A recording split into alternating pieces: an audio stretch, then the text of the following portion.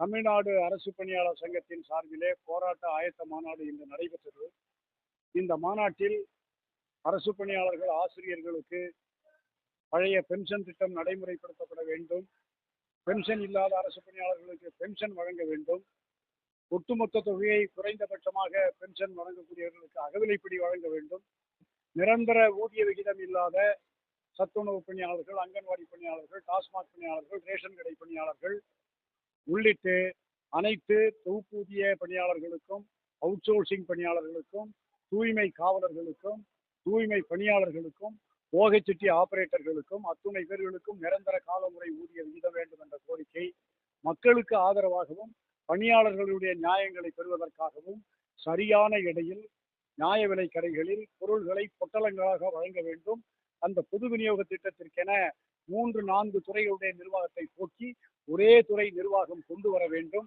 அரசு பணியாளர்களுடைய பணியிடங்களில் நியமனம் செய்வதற்கு ஒதுக்கீட்டு கொள்கையை பதவி உயர்விலும் இடம் மாறுதல்களிலும் சரியாக கடைபிடிக்க வேண்டும் என்ற கோரிக்கையை வலியுறுத்தியும், எல்லாவற்றுக்கும் மேலாக 21 ஆண்டுகளுக்கு மேலாக இன்றைக்கு பணியாற்றிக் கொண்டிருக்கிற டாஸ்மாக் பணியாளர்களுக்கு நிரந்தர ஊதிய விகிதம், காலமுறை ஊதிய விகிதம் உள்ளிட்ட கோரிக்கைகளை வழங்க வேண்டும் என்பதை வலியுறுத்தி 12 அம்ச கோரிக்கைகளை வலியுறுத்தி வருகின்ற முதல் மாதம் மார்ச் முதல் வாரத்தில் மனித சங்கிலி மாவட்ட அளவில் மனித சங்கிலி போராட்டமும் 13ஆம் தேதி பட்ஜெட் தொடங்குவதற்கு முதல் நாள் அன்று 13ஆம் தேதி தமிழக அரசுக்கு எங்களுடைய போராட்டத்தை நினைவூட்டும் விதமாக மாநிலம் முழுவதும் 21 மண்டலங்களில் மறியல் போராட்டம் நடத்திடவும் தீர்மானிக்கப்பட்டுள்ளது.